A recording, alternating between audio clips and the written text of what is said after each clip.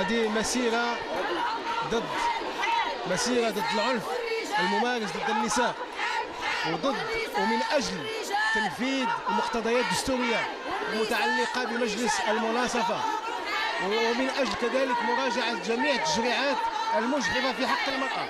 وأنا هنا باسم حركة ضمير اللي كنساندوا بدون قيد ولا شرط جميع المطالب النسائية.